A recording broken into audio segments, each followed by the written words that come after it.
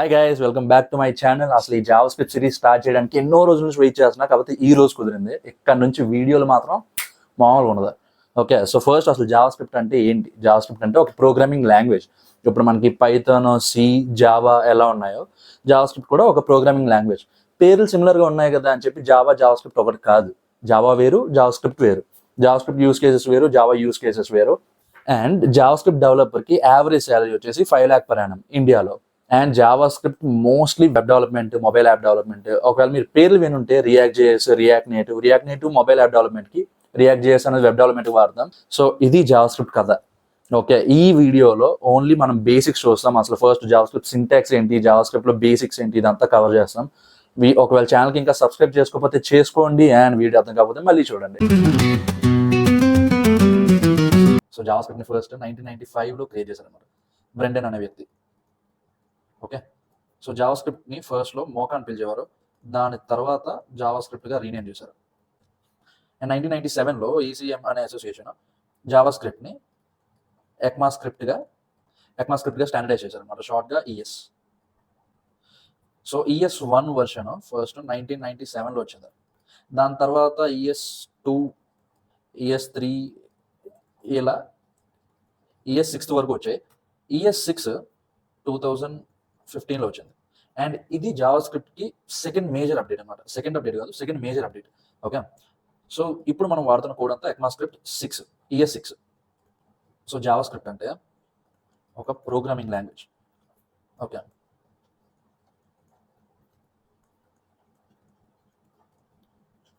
ఇది ఎక్కువ వెబ్ డెవలప్మెంట్కి, యాప్ డెవలప్మెంట్కి యూజ్ చేస్తాం అన్నమాట. వెబ్ అండ్ మొబైల్ యాప్స్కి యూజ్ చేస్తాం JavaScript. Okay, so guys Java స్క్రిప్ట్ని ఫస్ట్ బ్రౌజర్లోనే రన్ చేసేవాళ్ళు అనమాట. దాని తర్వాత నోడ్ జేఎస్ అనే ఒక రన్ టైమ్ ఎన్విరాన్మెంట్ వచ్చాక మనం విఎస్ కోడ్ లేకపోతే నార్మల్ కంపైలర్స్లో కూడా రన్ చేసుకోవడానికి అయ్యేది.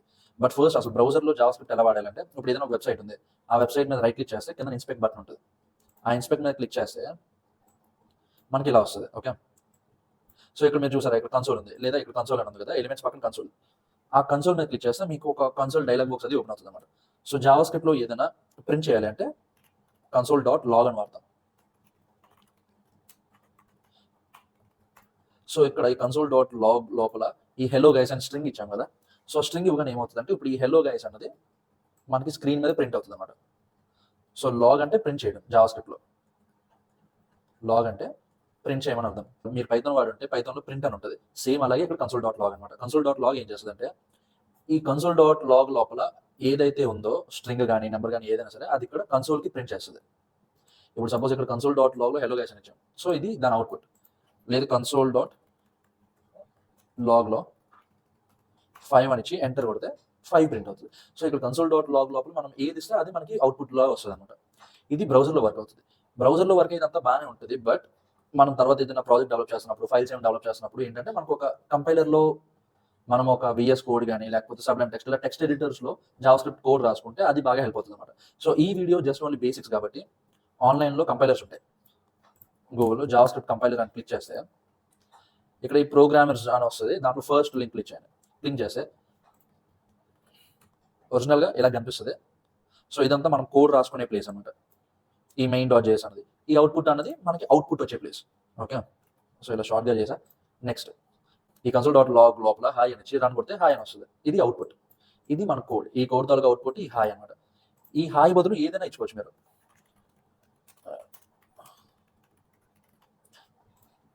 సో ఇది చూసారా, ఇక్కడ ఈ console.log లోపల హెలో మై డియర్ సబ్స్క్రైబర్స్ అని ఇచ్చారు. అది ఇచ్చి రన్ అని క్లిక్ చేస్తే మనకి ఇక్కడ ఇది అవుట్పుట్ వస్తుంది. Okay, so guys coming to the basics. First ఏంటంటే variables and constants. Okay, variables and constants already మనం మ్యాథ్స్లో విని ఉంటాం. వేరియబుల్ అంటే ఆ వాల్యూ తర్వాత ఈక్వేషన్స్లో మారుతుంది. కాన్స్టెంట్స్ అంటే ఇంకా అది మారదు అనమాట. కాన్స్టెంట్గా ఆ వాల్యూ ఇంకా దానికి, ఇప్పుడు సపోజ్ పై వాల్యూ ఉంది 3.14 ఎంతో దాని వాల్యూ, ఇంక ఇది కాన్స్టెంట్ అనమాట, ఇది మారదు. లేకపోతే ఇప్పుడు మ్యాథ్స్లో ప్రాబ్లమ్స్ ఉంటాయి, ఫైండ్ ది ఎక్స్ అని. ఎక్స్ అప్పుడు ఫస్ట్ 1 అని వచ్చింది అనుకో, దాని తర్వాత ఫైనల్ ఆన్సర్ ఒకవేళ ఎక్స్ 2 అయినా రావచ్చు, లేదా 1 అయినా ఉండొచ్చు. సో ఇది వేరియబుల్, కెన్ బి చేంజ్డ్. ఇది constant, cannot be changed. Hand writing కొద్దిగా చండాలంగా ఉంటుంది, మీరు కొద్దిగా ఇగ్నోర్ చేయండి దాన్ని. ఓకే, కానీ కాన్సెప్ట్స్ క్లియర్ ఉంటుంది, అది మాత్రం పక్క. సో ఇది ఇప్పుడు మొత్తం తీసాక వేరియబుల్స్లో మళ్ళీ 2 రకాలు ఉంటాయి. వేరియబుల్స్లో మళ్ళీ వేర్, లెట్ జావా స్క్రిప్ట్లో. ఓకే, వేర్ అన్నది ఓన్లీ ఓల్డ్ బ్రౌజర్ సపోర్ట్ చేసినప్పుడే మనం వాడాలి వేర్ అన్న కీవర్డ్.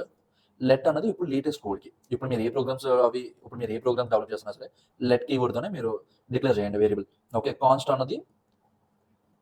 అన్న కీవర్డ్తో డిక్లేర్ చేస్తాం. ఫస్ట్ లెట్ చూసుకుంటే let X equal to suppose hi అని ఉంది, జశ్వంత్ అని ఉంది. ఇప్పుడు ఈ ఎక్స్ మనకి ప్రింట్ అవ్వాలంటే console.log ఇక్కడ స్ట్రింగ్ ఇచ్చాం కదా, స్ట్రింగ్ బదులు ఇక్కడ డైరెక్ట్గా ఈ వేరియబుల్ ఇచ్చాను ఎక్స్ అన్నది. ఎక్స్ ఇచ్చి రన్ చేస్తే ఇది అవుట్పుట్. సో ఇక్కడ ఎక్స్ వాల్యూ జశ్వంత్ కదా ఉంది, సో జశ్వంత్ అవుట్పుట్ వస్తుంది. లేదు యూట్యూబ్ అని ఉంది, రన్ చేస్తే యూట్యూబ్ అని ప్రింట్ అవుతుంది. ఎందుకంటే ఇక్కడ ఈ ఎక్స్ అన్న వేరియబుల్కి యూట్యూబ్ అన్న వాల్యూ అసైన్ చేస్తాం కాబట్టి ఇప్పుడు ఈ ఎక్స్ వాల్యూ ఏంటి యూట్యూబ్, సో అదే ప్రింట్ అవుతుంది. ఇది వేరియబుల్ కాబట్టి ఈ వాల్యూని దీని తర్వాత మార్చుకోవచ్చు. ఇప్పుడు ఎక్స్ని జశ్వంత్ కింద చేశా, ఇప్పుడు ఇక్కడ ఏం ప్రింట్ అవుతుంది అంటే జశ్వంత్ ప్రింట్ అవుతుంది, యూట్యూబ్ ప్రింట్ అవుతుంది. ఎందుకంటే ఫస్ట్ యూట్యూబ్ అన్న వాల్యూ అసైన్ చేసాం, కానీ ఇది వేరియబుల్ కాబట్టి దీని తర్వాత మళ్ళీ డిక్లేర్ చేసా కూడా దీనికి వాల్యూ మార్చుకోవచ్చు. సో ఎక్స్ని ఇక్కడ జశ్వంత్ చేయగానే ఇప్పుడు దీని లేటెస్ట్ వాల్యూ ఏంటి జశ్వంత్, సో అదే ప్రింట్ అవుతుంది. ఇక్కడ మీ పేరు పెట్టుకుని జశ్వంత్ బదులు జశ్వంత్ నా పేరు కాబట్టి నేను పెట్టుకున్నా, మీకు ఇష్టం వచ్చిన పేరు మీరు పెట్టుకోండి. ఓకే, సో ఇది వేరియబుల్. నెక్స్ట్ ఉంటుంది కాన్స్ట్ వై ఉంది, లేకపోతే పై ఉంది, వై పై. So okay 3.14. ఇప్పుడు ఇక్కడ console.log పై ప్రింట్ చేస్తే 3.14 వస్తుంది. బట్ ఇక్కడ యూట్యూబ్ని జశ్వంత్ చేసినట్టు పైని 3.1400 ఇలా ఇవ్వలేము. ఇలా ఇచ్చినప్పుడు ఏమవుతుందంటే ఎర్రర్ వస్తుంది. ఎవరు చూసారా ఎర్రర్? అసైన్మెంట్ టు కాన్స్టెంట్ వేరియబుల్కి ఇప్పుడు డిక్లేర్ చేసినప్పుడు ఒక వాల్యూ ఇచ్చేస్తే ఇంకా దాన్ని మార్చలేము మనం త్రూఅవుట్ ది ప్రోగ్రామ్, అందుకే దాన్ని కాన్స్ట్ అంటాం. సో ఇప్పుడు మనకి ఎర్రర్ రాదు, ఎందుకంటే ఇక్కడ ఈ కాన్స్ట్ వేరియబుల్కి పైకి మనం మళ్ళీ రీఅసైన్ చేయట్లేదు వాల్యూని, సో అందువల్ల మనకి ఏమీ ఎర్రర్ రాదు. అండ్ నెక్స్ట్ జావా స్క్రిప్ట్ అనేది కేస్ సెన్సిటివ్ లాంగ్వేజ్ అనమాట. ఈ పై ఒకటి కాదు, 3.44 ఉంది. ఇప్పుడు ఇక్కడ మనం ఈ స్మాల్ పైని ప్రింట్ చేస్తున్నాం కాబట్టి 3.14 వచ్చింది. ఇప్పుడు console.log ఆఫ్ క్యాపిటల్ పై అంటే ఈ పై ఇది, సో దీని వాల్యూ అంటే 3.44. ఇక్కడ ఈ టూ డిఫరెంట్ వేరియబుల్స్ అనమాట. జావా స్క్రిప్ట్లో 2 డిఫరెంట్ వేరియబుల్స్గా కన్సిడర్ అవుతుంది. ఎందుకంటే ఇప్పుడు ఇక్కడ ఒక క్యారెక్టర్ తేడా వచ్చినా, ఇప్పుడు ఇక్కడ మొత్తం క్యాపిటల్ కాదు, జస్ట్ పి ఒకటే క్యాపిటల్ అయినా సరే ఇది ఒక హోల్ డిఫరెంట్ వేరియబుల్, ఇది ఒక హోల్ డిఫరెంట్ వేరియబుల్, రెండు వేరు వేరియబుల్స్గా కన్సిడర్ చేస్తుంది జావా స్క్రిప్ట్. సో ఇక్కడ కూడా మనకి ఎర్రర్ రాదు, ఎందుకంటే ఓకే ఇక్కడ మర్చిపోయా. ఓకే, సో ఇది ఒకటి. సో ఇక్కడ మార్చాము, బట్ ఇక్కడ మార్చలేదు, ఇక్కడ క్యాపిటల్ పై ఉంది. ఈ మూడింటిది స్పెల్లింగ్ ఒకటే, ఇది స్మాల్ కేస్ పై, ఇది టైటిల్ కేస్ పై, ఇది టోటల్ క్యాపిటల్ పై, బట్ ఈ మూడు ఒకటి కాదు, వర్డ్ ఒకటే కానీ మూడు సేమ్ వేరియబుల్ కాదు. అందువల్ల మనకి ఇక్కడ పై ఇస్ నాట్ డిఫైన్డ్ అన్న ఎర్రర్ వస్తుంది. సో ఇప్పుడు ఈ క్యాపిటల్ పైని టైటిల్ కేసింగ్ చేస్తే ఇప్పుడు ఎర్రర్ రాదు, ఎందుకంటే ఈ వేరియబుల్ ఉంది కాబట్టి. So guys, coming to data types, Java స్క్రిప్ట్లో 4 ఇంపార్టెంట్ డేటా టైప్స్ ఉంటాయి. Okay, first integers, next strings, third the boolean values. Okay, first string అంటే ఏంటో చెప్తా. That string value equal to 10. So ఇక్కడ 10 అన్నది మనకు మ్యాథ్స్ ప్రకారం చూసుకుంటే ఇంటీజర్ అయినా సరే జావా స్క్రిప్ట్లో ఇది స్ట్రింగ్. ఎందుకు అంటే ఈ 10కి స్టార్టింగ్లోని ఎండింగ్లోని డబుల్ కోట్స్ ఉన్నాయి. ఒక వాల్యూకి స్టార్టింగ్ అండ్ ఎండింగ్లో either double quotes or single quotes, ఈ రెండింటిలో ఏది ఉన్నా సరే అదొక స్ట్రింగ్ గానే కన్సిడర్ అవుతుంది జావా స్క్రిప్ట్లో. Okay, console.log of string value. So ఇక్కడ మీరు చూస్తే ఇది ఈ స్ట్రింగ్ ఇక్కడ మనకు అవుట్పుట్లో వచ్చింది. ఓకే, నెక్స్ట్ నెంబర్ ఏంటి అంటే 10. ఇక్కడ ఈ ఇంటీజర్ వాల్యూ వేరియబుల్కి 10 అన్నది ఇంటీజర్లా కన్సిడర్ అవుతుంది అనమాట. ఎందుకంటే దీనికి ముందు వెనక డబుల్ కోట్స్ కానీ సింగిల్ కోట్స్ కానీ లేవు, జస్ట్ ఇది ఒక వాల్యూ కాబట్టి మ్యాథ్స్ ప్రకారం ఇది ఇంటీజర్ కాబట్టి జావా స్క్రిప్ట్లో కూడా ఇది ఒక ఇంటీజర్ అనమాట. ఓకే, సో ఇప్పుడు ఇది ప్రింట్ చేస్తే ఇక్కడ కూడా 10 ప్రింట్ అవుతుంది.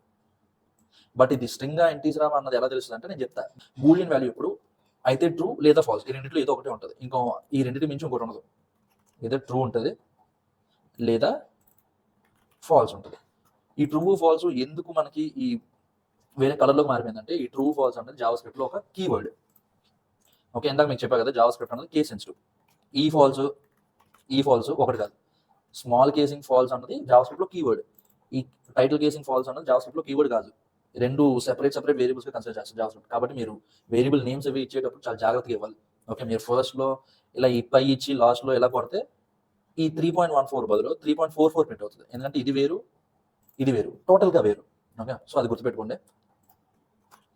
ఇచ్చేసాక ఇప్పుడు ఇది boolean value print. False assign చేసాం కాబట్టి ఫాల్స్ ప్రింట్ అవుతుంది. ఓకే, ఇందాక చెప్పా కదా ఇది ఈ రెండు 10 అనే ప్రింట్ అయింది.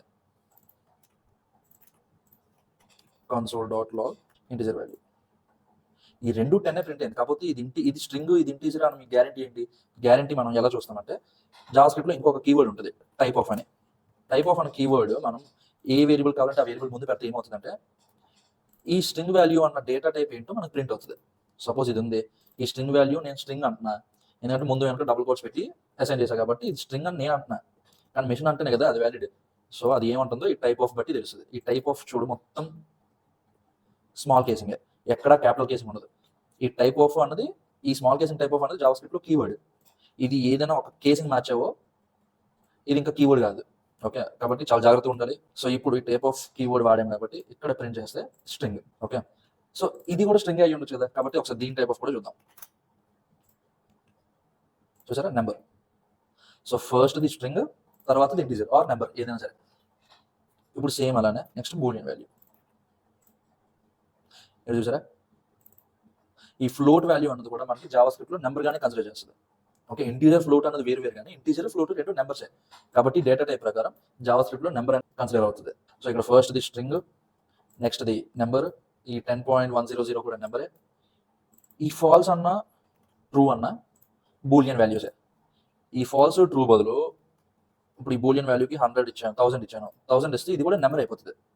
అంతే తప్ప బూలియన్ అవుతుంది. బూలియన్ అవ్వాలి అంటే ఇదర్ ట్రూ ఆర్ ఫాల్స్, ఈ రెండింటిలో ఏదో ఒకటి అయినప్పుడే ఇది బూలియన్ డేటా టైప్లోకి వస్తుంది. అర్థం కదా. అండ్ నెక్స్ట్ ఇంకొకటి ఉంది, దీన్ని మనం టైప్ కాస్టింగ్ అంటాం అనమాట. టైప్ కాస్టింగ్ అంటే ఏంటి అంటే ఇప్పుడు ఇక్కడ స్ట్రింగ్ వాల్యూ ఉంది, ఈ స్ట్రింగ్ వాల్యూని మనం ఇంటీజర్గా మార్చాలనుకో. సపోజ్ ఇక్కడ ఈ స్ట్రింగ్ వాల్యూ మనకి డేటా టైప్ ఏంటి? స్ట్రింగ్. ఇప్పుడు సపోజ్ ఈ స్ట్రింగ్ వాల్యూని మనం నెంబర్ కింద మార్చాలంటే దాన్ని మనం టైప్ కాస్టింగ్ అంటాం అనమాట. అంటే ఒక డేటా టైప్ నుంచి ఇంకొక డేటా టైప్లో మనం మార్చడానికి ట్రై చేస్తే దాన్ని టైప్ కాస్టింగ్ అంటాం. సో జావాస్క్రిప్ట్లో దాన్ని ఎలా మారుస్తామంటే పార్సెంట్ అని ఒక ఫంక్షన్ ఉంటుంది, ఒక మెథడ్ ఉంటుంది. పార్సెంట్ లోపల ఈ స్ట్రింగ్ వాల్యూ అన్న వేరియబుల్ ఇస్తే let converted string equal to అని చెప్పి ఇలా ఇస్తే ఇప్పుడు మనకి ఇక్కడ ఈ స్ట్రింగ్ ఈ 10 అన్నది ఇది ఈ పార్సెంట్ లోపల ఇచ్చాం కాబట్టి ఈ 10 అన్నది కూడా ఒక ఇంటీజర్గా మారిపోతుంది. సో ఇప్పుడు మనం దీని టైప్ ఆఫ్ చూస్తే కన్వర్టెడ్ స్ట్రింగ్ నెంబర్. ఎందుకంటే మనం ఇక్కడ ఈ పార్సెంట్ అన్న మెథడ్కి మనం ఈ స్ట్రింగ్ని పాస్ చేసాం కాబట్టి అప్పుడు ఏమవుతుంది, ఈ పార్సెంట్ అన్నది ఈ స్ట్రింగ్ని ఇలా ఇంటీజర్గా కన్వర్ట్ చేస్తుంది. ఓకే, సో కన్వర్ట్ చేశాక దాన్ని ఈ వేరియబుల్కి అసైన్ చేస్తుంది. మనం ఈ వేరియబుల్ ఆటోమేటిక్గా దీని డేటా టైప్ ఏమవుతుంది? నెంబర్. సో ఇది డేటా టైప్స్. సో మనం ఇప్పుడు ఇంత కోడ్ రాసామో మనకి నెక్స్ట్ ఏముంది? నెక్స్ట్ ఆపరేటర్స్ ఉంది.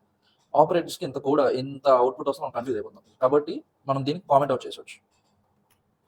కామెంట్ అవుట్ చేయడం అంటే ఏంటంటే కోడ్ ఉంటుంది, ఈ కోడ్ అంతా ఇక్కడే ఉంటుంది, బట్ జావాస్క్రిప్ట్ ఎగ్జిక్యూట్ చేయదు. ఎగ్జిక్యూట్ ఎందుకు చేయదు అంటే మనం దీన్ని ఒక కామెంట్గా డిక్లేర్ చేస్తాం కాబట్టి.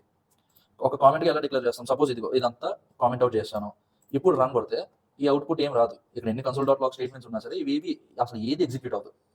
ఎందుకు ఎగ్జిక్యూట్ అవ్వదు అంటే ఇవన్నీ కామెంట్స్. ఇప్పుడు సపోజ్ దీనికి ఇప్పుడు కామెంట్ ఎలా, ఒక లైన్ కామెంట్ ఎలా చేస్తామంటే ఆ లైన్ స్టార్టింగ్లో ఇలా ఈ 2 సింబల్స్ పెడతాం.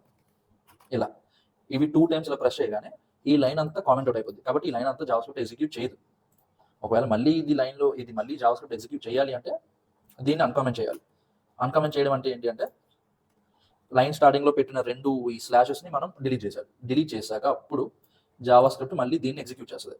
ఇందాక రాలేదు కదా మనకి, ఎందుకంటే అప్పుడు ఎంత కామెంట్ అవుట్ చేసింది కాబట్టి. ఇప్పుడు కామెంట్స్ నేను తీస్తాను కాబట్టి ఎగ్జిక్యూట్ అయింది.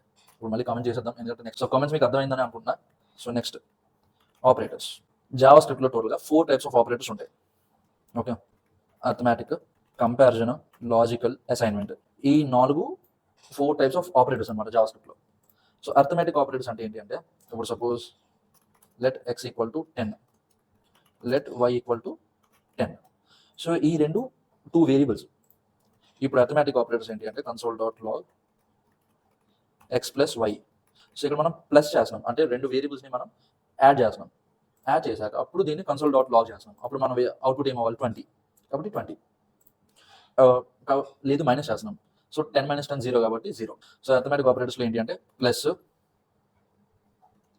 మైనస్, ఈ హ్యాషెస్కి ఏంటి అంటే మల్టిప్లికేషన్, డివిజన్. సో ఇది డివిజన్ అంటాము, ఇది మాడ్యులస్ అంటాం. ఇది ఏంటంటే రిమైండర్ ఇస్తుంది. లెట్స్ ఎడిషన్ అని ఉంది, so x plus y. Let subtraction ఉంది, x minus y. Let multiplication x star y. Let division x by y. Let remainder equal to x percentage symbol. Remainder కావాలంటే ఇప్పుడు percentage symbol వాడాలి. Okay, ఇప్పుడు ఇక్కడ ఇవి 4 variables ఉన్నాయి, addition, subtraction, multiplication, division, remainder. ఈ నాలుగు ఉన్నాయి, 5. ఈ 5ని ప్రింట్ చేసి చూద్దాం. ఓకే, సో ఎడిషన్,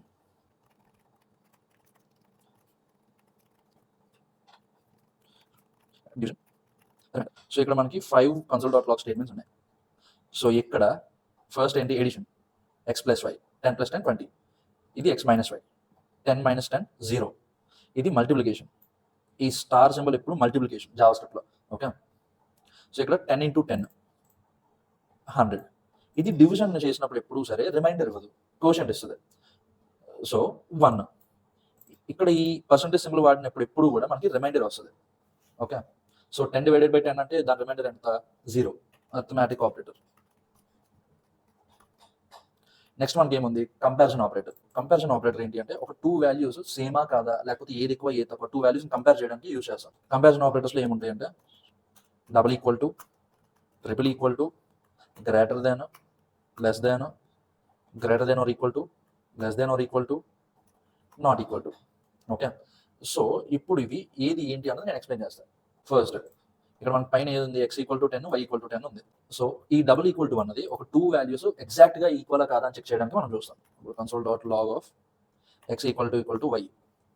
ఇప్పుడు ఇక్కడ ఒకవేళ 2 ఎగ్జాక్ట్గా ఈక్వల్ వాల్యూస్ అనుకో, మనకి ట్రూ ప్రింట్ అవుతుంది. కంపారిజన్ ఆపరేటర్ ఎప్పుడు ఐదర్ ట్రూ ఆర్ ఫాల్స్, ఈ రెండింటిలో ఏదో ఒకటి ఇస్తుంది అవుట్పుట్గా. ఇక్కడ మనకి x వాల్యూ కూడా 10, y వాల్యూ కూడా 10, కాబట్టి మనకి ట్రూ రిటర్న్ చేస్తుంది ఈ డబుల్ ఈక్వల్ టు.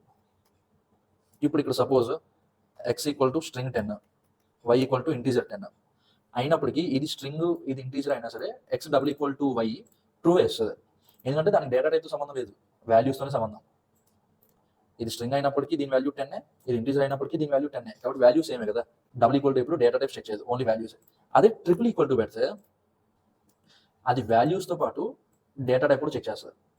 ఓకే, ఈ రెండింటి వాల్యూస్ 10 అయినప్పటికీ దీని డేటా టైప్ స్ట్రింగ్, దీని డేటా టైప్ ఇంటీజర్, కాబట్టి స్ట్రింగ్ ఇంటీజర్ రెండు సేమ్ డేటా టైప్ కాదు, కాబట్టి ట్రిపుల్ ఈక్వల్ టు అన్నది ఫాల్స్ రిటర్న్ చేస్తుంది.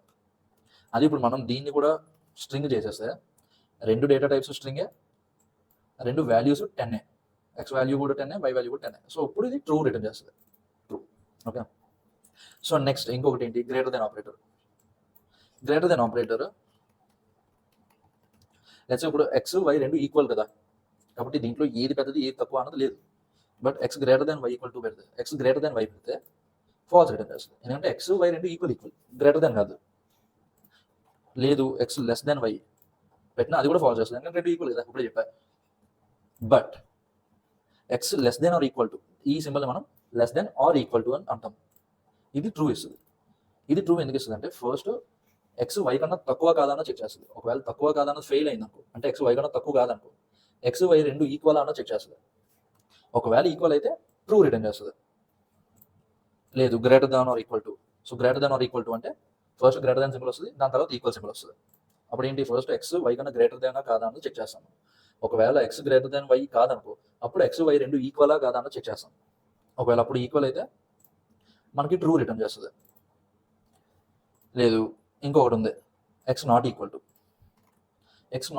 y ఏం చేస్తుందంటే ఫస్ట్ ఈ 10 చెక్ చేస్తుంది, రెండు ఈక్వలే కాదా అని. ఇప్పుడు ఇక్కడ ఈ కేసులో రెండు ఈక్వలే కాబట్టి మనకి ఫాల్స్ వస్తుంది అవుట్పుట్. ఎందుకు ఫాల్స్ వస్తుంది, ఈ రెండు ఒకదానికొకటి ఈక్వల్ కాకుండా లేవు కాబట్టి. అదే ఇప్పుడు సపోజ్ x 2 ఉంది, సో 2 ≠ y అన్నది కరెక్టే కదా, 2 ≠ 10, కాబట్టి మనకి ట్రూ రిటర్న్ చేస్తుంది. సో ఇది కంపారిజన్ ఆపరేటర్. నెక్స్ట్ మనకు ఉన్నాయి లాజికల్ ఆపరేటర్స్. లాజికల్ ఆపరేటర్స్ ఏంటి అంటే దీనిలో 2 టైప్స్ ఉంటాయి, logical and logical or. For example మనం ఇందాక చెప్పుకున్నట్టు కంపారిజన్ ఆపరేటర్స్ ఉన్నాయి. Okay, 2 = 10 or 2 = 2. ఇక్కడ మనకి ఏది ప్రింట్ అవుతుంది అంటే ఇది లాజికల్ ఆపరేటర్. ఓకే, సో ఇక్కడ మనకి ఈ ఎక్స్ప్రెషన్ ఏం రిటర్న్ చేస్తుంది అంటే ట్రూ రిటర్న్ చేస్తుంది. అది ఎందుకంటే ఇప్పుడు మనకి ఇక్కడ 2 ఎక్స్ప్రెషన్స్ ఉన్నాయి. ఈ 2 ఎక్స్ప్రెషన్స్లో ఏదో ఒక ఎక్స్ప్రెషన్ మనకు కరెక్ట్ అయినా సరే మనకి ఈ పూర్తి ఎక్స్ప్రెషన్ అంతా ట్రూ అయిపోతుంది. సో ఇక్కడ సపోజ్ డబుల్ ఈక్వల్ టు పెట్టాం కాబట్టి ట్రూ వస్తుంది. ఎందుకంటే ఈ రెండిలో ఏదో ఒక ఎక్స్ప్రెషన్ మినిమం ఒక ఎక్స్ప్రెషన్ ట్రూ అయినా సరే ఈ టోటల్ ఎక్స్ప్రెషన్ మనకి ట్రూ అయిపోతుంది. అలాంటిది ఇక్కడ 2 ఎక్స్ప్రెషన్లు ట్రూవే కాబట్టి టోటల్గా ట్రూ. లేదు ఇక్కడ ట్రిపుల్ ఈక్వల్ టు ఉంది. సో ఇది ఈ ఎక్స్ప్రెషన్ ఫాల్స్ రిటర్న్ చేస్తుంది, ఈ ఎక్స్ప్రెషన్ ట్రూ రిటర్న్ చేస్తుంది. కాబట్టి ఫాల్స్ ఆర్ ట్రూ. ఇప్పుడు ఇక్కడ ఏమవుతుందంటే false or true. So false or true ఎప్పుడైనా సరే ట్రూవే రిటర్న్ చేస్తుంది. ఈ టోటల్ ఎక్స్ప్రెషన్ అంతా ట్రూవే రిటర్న్ చేస్తుంది. ఫాల్స్ వర్సెస్ ఫాల్స్ ఉంటే ఇప్పుడు సపోజ్ ఫాల్స్ ఉంది, ఇప్పుడు మనకు ఫాల్స్ వస్తుంది. ఎందుకంటే ఈ ఎక్స్ప్రెషన్ మనకి ఫాల్స్ రిటర్న్ చేస్తుంది. అప్పుడు ఏమవుతుంది, ఈ ఎక్స్ప్రెషన్కి ఎగ్జిక్యూట్ అవుతుంది. ఈ ఎక్స్ప్రెషన్ కూడా మనకి ఫాల్స్ రిటర్న్ చేస్తే రెండు ఫాల్స్ ఆర్ ఫాల్స్ కదా, కాబట్టి మనకి టోటల్ ఎక్స్ప్రెషన్ ఎప్పుడు ఫాల్స్ అయిపోతుంది. సో దీన్ని లాజికల్ ఆర్ అంటాం. లాజికల్ అండ్ అంటే లాజికల్ అండ్ ఏంటి అంటే ఇప్పుడు దీనికి ఫాల్స్ ఆర్ ట్రూ లేదా ట్రూ ఆర్ ఫాల్స్ ఈ రెండింటిలో ఏదో ఒక ట్రూ అయినా సరే ఈ టోటల్ ఎక్స్ప్రెషన్ ట్రూ అయిపోతుంది కదా.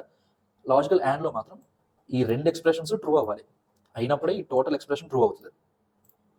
ఫర్ ఎగ్జాంపుల్ ఇక్కడ మనకి ట్రూ వచ్చింది ఈ టోటల్ ఎక్స్ప్రెషన్, ఎందుకంటే ఇది ట్రూవే రిటర్న్ చేస్తుంది, ఇది కూడా ట్రూవే రిటర్న్ చేస్తుంది. కాబట్టి ట్రూ అండ్ ట్రూ.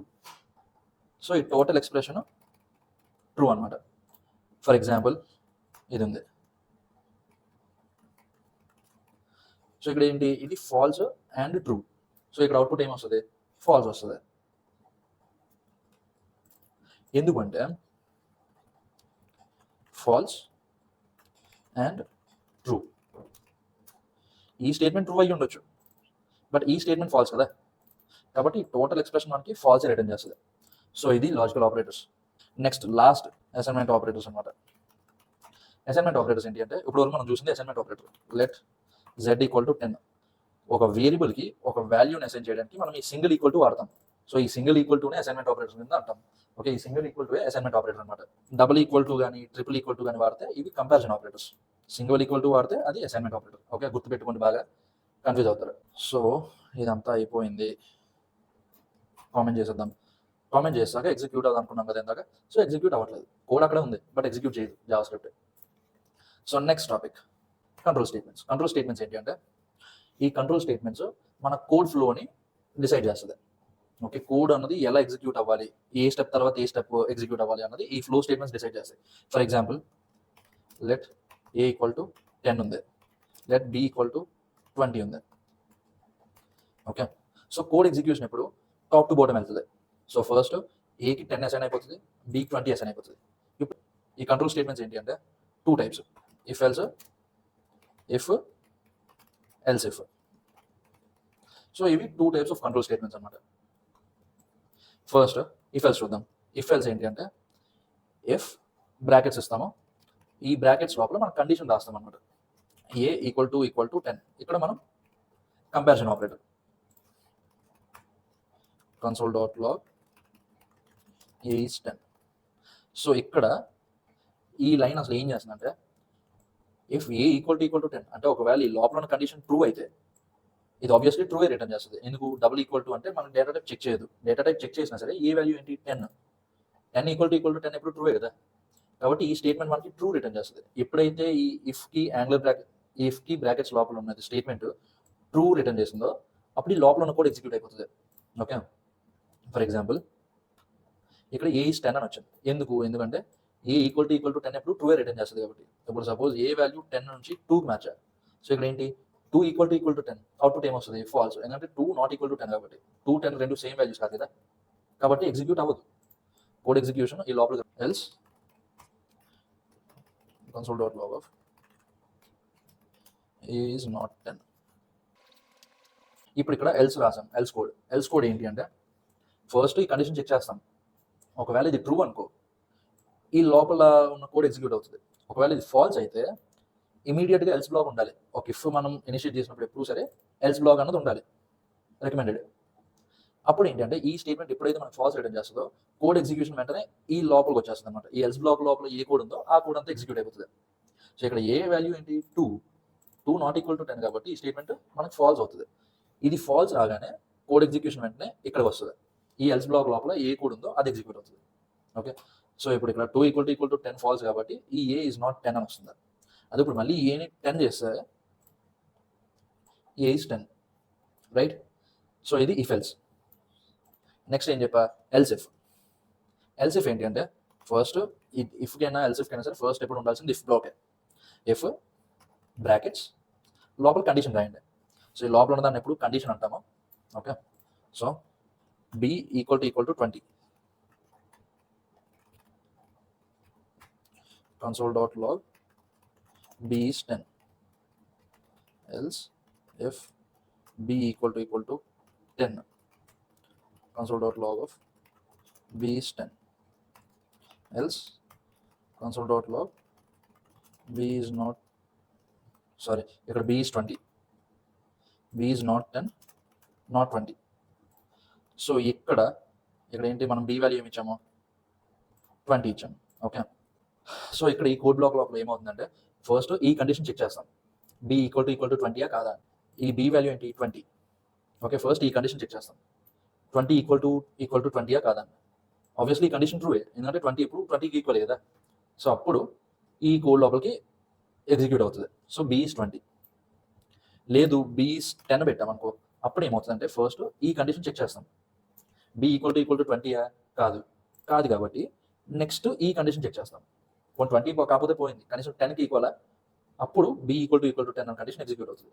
ఈ కండిషన్ ఎగ్జిక్యూట్ అయ్యాక మనకి ట్రూ అనుకో, ఇప్పుడు b వాల్యూ 10 = 10 కాబట్టి ఈ కండిషన్ ట్రూ. అప్పుడు ఏమవుతుంది, ఈ కోడ్ ఎగ్జిక్యూట్ అవుతుంది, b is 10. లేదు ఇప్పుడు b 20 కాదు 10 కాదు, ఇది 5 అనుకో, ఫస్ట్ ఈ కండిషన్ చెక్ చేస్తాం, 5 = 20 కాదు, ఇది ఫాల్స్ కాబట్టి లోపలిది ఎగ్జిక్యూట్ అవ్వదు, ఇక్కడికి వస్తుంది. 5 = 10 ఇది కూడా ఫాల్సే, సో ఇక్కడ కూడా రాదు. సో ఫైనల్గా మిగిలిన ఏంటి, ఈ కోడ్ ఎల్స్ కోడ్ లోపల ఇంక ఏది ఉంటే అది ఎగ్జిక్యూట్ అయిపోతుంది. సో ఇప్పుడు b5 పెట్టాం కాబట్టి రన్ చేస్తే b is not 10, not 20, ఎందుకంటే ఈ కండిషన్ ఫాల్సే, ఈ కండిషన్ ఫాల్సే కాబట్టి ఇది ఎగ్జిక్యూట్ అవ్వదు, ఇది ఎగ్జిక్యూట్ అవ్వదు. ఇంక ఇక్కడ మనం కండిషన్ చెక్ చేయట్లేదు. ఒకవేళ ఉన్న అన్ని ఇఫ్ ఎల్స్ బ్లాక్లు అన్ని ఫెయిల్ అయిపోతే ఇంక లాస్ట్ ఎల్స్ బ్లాక్లో ఉన్నది ఎగ్జిక్యూట్ చేసే అని అర్థం అనమాట. ఇప్పుడు సపోజ్ ఇక్కడ ఈ ఎల్స్ ఇఫ్ లాగే కాపీ చేసి పేస్ట్ చేసి ఇంకొక థర్డ్ కండిషన్ యాడ్ చేస్తే, సారీ ఇక్కడ మార్చాలి. సో ఇక్కడ ఏమవుతుందంటే ఫస్ట్ b వాల్యూ 5 కదా, సో b = 20 కాదు, నెక్స్ట్ ఈ కండిషన్ చెక్ చేస్తాం, b = 10 కాదు, కాబట్టి నెక్స్ట్ ఎల్స్ ఇఫ్ బ్లాక్ ఉంటే ఆ ఎల్స్ ఇఫ్ బ్లాక్ చెక్ చేస్తాం అనమాట. So b = 5 true. ఓకే, ఎందుకంటే b వాల్యూ ఏంటి 5 ఇప్పుడు 5కి ఈక్వల్ కదా. సో ఒక్కసారి ఈ కండిషన్ ట్రూ అయ్యాక ఇక్కడికి వస్తుంది అనమాట code execution. So b is 5. ఒకవేళ b 5 కూడా కాదు 2 అంటే అప్పుడు ఏమవుతుంది, నాట్ 10, నాట్ 20, నాట్ 5. సో ఇంక ఈ 3 ఇఫ్ బ్లాక్లు ఫెయిల్ అయిపోయాయి కాబట్టి లాస్ట్లో మిగిలింది ఏంటి, ఈ ఎల్స్ బ్లాక్. కాబట్టి లోపల ఏది ఉంటే అది ఎగ్జిక్యూట్ అయిపోతుంది.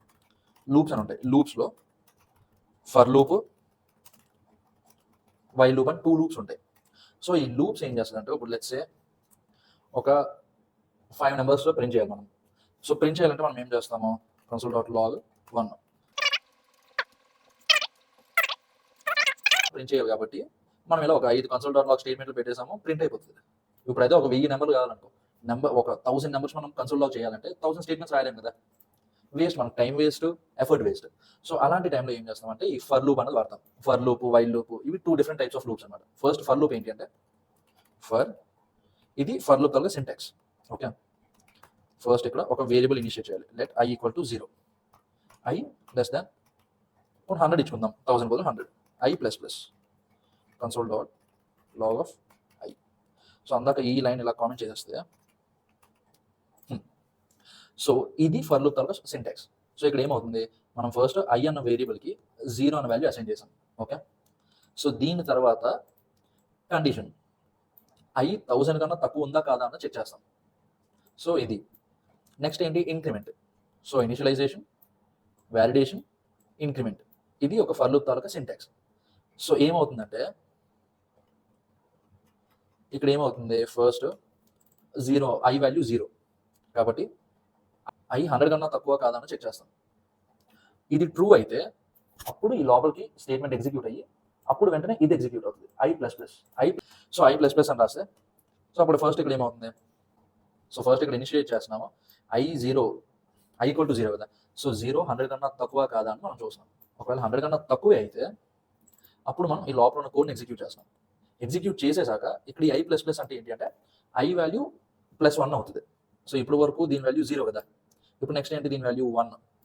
అప్పుడు పెంచేసాక ఒకటి ఇంక్రిమెంట్ అయిపోయాక అప్పుడు మళ్ళీ ఇక్కడ ఈ కండిషన్ మనం చూస్తాం. So 1 less than 100 true. అప్పుడు మళ్ళీ ఈ కోడ్ ఎగ్జిక్యూట్ అవుతుంది. ఈ కోడ్ ఎగ్జిక్యూట్ అయ్యాక మళ్ళీ 1 or 2 అవుతుంది, ఎందుకంటే ఇక్కడ ఒకటి పెరుగుతుంది కదా, 1 2 అవుతుంది. సో 2 less than 100 ట్రూ, కాబట్టి 2 వాల్యూ ప్రింట్ అవుతుంది. అలా పెరుగుతూ 98 + 1. సో ఇక్కడ 98 ఉన్నప్పుడు ఇది ప్రింట్ చేసేసాక ఇక్కడ 98 + 1. సో అప్పుడు ఏంటి, 99 less than 100 ట్రూ, కాబట్టి 99 ప్రింట్ అయింది. 99 ప్రింట్ అయిపోయాక అప్పుడు దీని వాల్యూ ఏంటి, 99 + 1 100 అవుతుంది. సో 100 less than 100 ఫాల్స్ కదా, కాబట్టి ఇది ఎగ్జిక్యూట్ అవుతుంది. అందువల్ల మనకి 99 వరకు వచ్చింది. సో నెక్స్ట్ ఇలానే వైల్ లూప్ సింటాక్స్ ఏంటి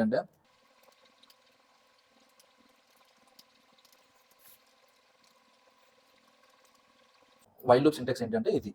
ఓకే, సో ఫస్ట్ ఇది కామెంట్లో చేసేస్తే ఇక్కడ మనకి ఏమైంది, ఫస్ట్ జే వాల్యూ ఫస్ట్ మనం ఇనిషియేట్ చేసింది 10. సో ఈ వైల్ లూప్ సింటాక్స్ బట్టి ఏంటంటే ఫస్ట్ వైల్ ఇందాక ఇఫ్కి ఇచ్చాం కదా, ఇఫ్ లాగే ఇక్కడ వైల్ ఇది కండిషన్ j less than 20. అప్పుడు ఒకవేళ ఈ కండిషన్ ట్రూ అయితే ఈ లోపల ఉన్న కోడ్ అంతా ఎగ్జిక్యూట్ అవుతుంది. సో ఇక్కడ ఫస్ట్ ఏమవుతుంది, j value 10, first condition check చేస్తున్నాం, 10 less than 20 కరెక్ట్, కాబట్టి ఈ j ప్రింట్ చేస్తున్నాం. ప్రింట్ చేసేసాక అప్పుడు ఈ 10ని +1 చేస్తున్నాం. ఓకే, సో ఇక్కడ j ఏంటి 10 + 1 11 కదా. సో ఇప్పుడు ఈ j వాల్యూ 11, అప్పుడు మళ్ళీ ఇక్కడ కండిషన్ చెక్ చేస్తున్నాం, j less than 20 11 less than 20 కదా. సో కరెక్ట్, ప్రింట్ అవుతుంది. సో అది అలాగా 11 ప్రింట్ అయ్యాక ఇప్పుడు మళ్ళీ ఒకటి పెంచితే 12 ప్రింట్ అవుతుంది. సో ఇది అలా లూప్ అయ్యి 19 దగ్గర వస్తుంది. 19 + 1 ఏంటి 20 less than 20 కాదు, కాబట్టి లోపల కూడా ఎగ్జిక్యూట్ అవుతుంది. ఈ లూప్స్ అనేది ఎప్పుడు వాడతామంటే మనం ఒక సెట్ ఆఫ్ ఆపరేషన్స్ రెపిటేటివ్గా చేయాలి అన్నప్పుడు లూప్ అన్న కాన్సెప్ట్ మనం యూజ్ చేస్తాం. Okay, so next functions. జావాస్క్రిప్ట్లో ఫంక్షన్స్ ఉంటాయి. సో ఫంక్షన్స్ ఏంటి అంటే రీయూజబుల్ కోడ్ అనమాట. లెట్స్ సే ఇది ఫంక్షన్ తాలూకా సింటాక్స్.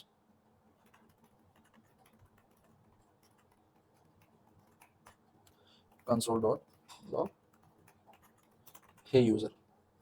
సో ఇది ఒక ఫంక్షన్ తాలూకా సింటాక్స్. ఇప్పుడు మనం దీన్ని రన్ చేస్తే ఇది ఎగ్జిక్యూట్ అవ్వదు.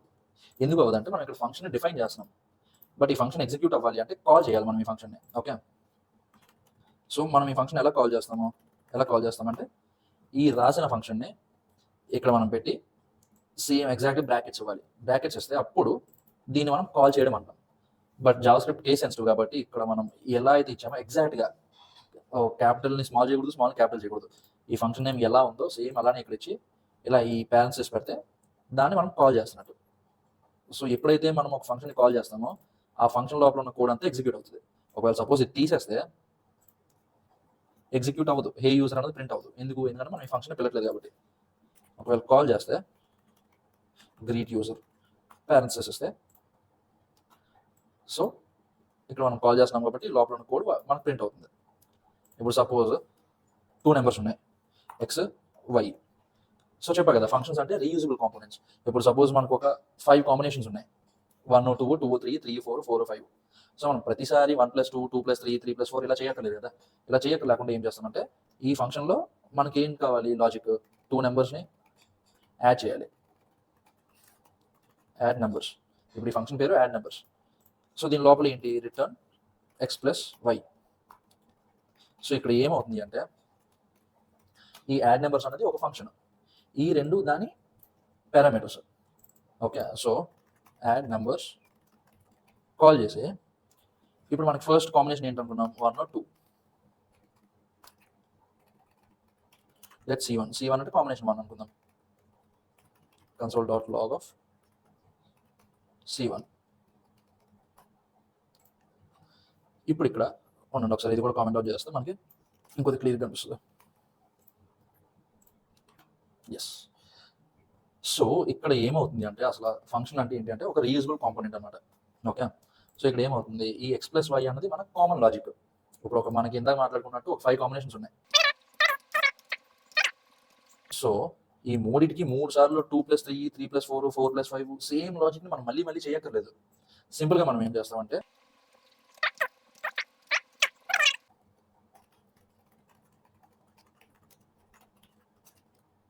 ఇక్కడ మనకి స్ట్రింగ్ ఈ వేరియబుల్ ప్రింట్ అవ్వాలంటే ఫస్ట్ మనం ఇక్కడ కన్సోల్ లాగ్లో ఏ స్ట్రింగ్ కావాలంటే ఆ స్ట్రింగ్ ఇచ్చేస్తాం.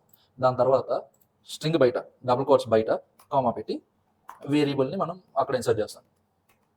సేమ్ అలానే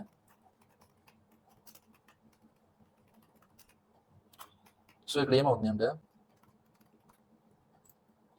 ఈ C1 కదా పిలుస్తున్నాము, ఫస్ట్ ఫంక్షన్కి ఇప్పుడు ఏం పారామీటర్స్ పంపిస్తున్నాము 1 2. సో ఇక్కడ x వాల్యూ 1 అవుతుంది, y వాల్యూ 2 అవుతుంది. ఓకే, ఇక్కడ చూస్తే x వాల్యూ 1 అయింది, y వాల్యూ 2 అయింది. సో ఇక్కడ ఏంటి 1 + 2 ఫస్ట్ యాడ్ చేసేస్తున్నాం. యాడ్ చేసేసి వచ్చిన రిజల్ట్ని రిటర్న్ చేస్తున్నాం. సో రిటర్న్ చేయడం ఏంటి, ఇప్పుడు ఇక్కడ యాడ్ నెంబర్స్ అని కాల్ చేస్తున్నాం కదా. సో ఇప్పుడు ఇక్కడ రిటర్న్ చేసే వాల్యూ ఇక్కడికి వస్తుంది. సో ఈ వాల్యూ C1కి అసైన్ చేస్తున్నాం కదా. సో అందువల్ల 1 + 2 3 కాబట్టి ఇదేంటి 1 2 attributes C1. So C1 value 3 అయింది. సేమ్ అలానే ఒకవేళ C2 C3 C4 ఇంకొద్ది క్లియర్గా ఉండడానికి ఏ లైన్ కింద లైన్ పెడితే సో x వాల్యూ ఏంటి 1, y వాల్యూ ఏంటి 2. సో ఈ యాడ్ నెంబర్స్ ఫంక్షన్లో ఇది అట్రిబ్యూట్స్, ఇవి పారామీటర్స్ x y అన్నది. So x value 1 y value 2. Same అలానే ఈ C2కి x వాల్యూ 2 అయింది, y వాల్యూ 3 అయింది. సో 2 + 3 ఏంటి 5. సో ఇక్కడ ఫస్ట్ ఈ రెండు వాల్యూస్ని కలిపేస్తున్నాం.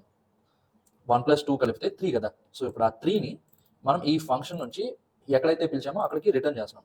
సో అప్పుడు ఈ హోల్ ఇప్పుడు ఈ హోల్ ఫంక్షన్ వాల్యూ 3 అవుతుంది, ఎందుకంటే 1 + 2 ఈ 1 + 2 వాల్యూని మనం ఇక్కడ రిటర్న్ చేస్తున్నాం కాబట్టి ఇప్పుడు C1 వాల్యూ 3. సో సేమ్ అలానే ఇది కూడా పనిచేస్తుంది. సో ఈ వీడియోలో మొత్తం అంతా బేసిక్స్ ఎక్స్ప్లెయిన్ చేశాను. నెక్స్ట్ వీడియోలో ఇంటర్మీడియట్ కాన్సెప్ట్స్ నుంచి అడ్వాన్స్డ్ కాన్సెప్ట్స్ వస్తాయి. సో ఇంకా నేర్చుకోవాలనుకుంటే మాత్రం ఛానల్కి సబ్స్క్రైబ్ చేయడం మర్చిపోకండి. అండ్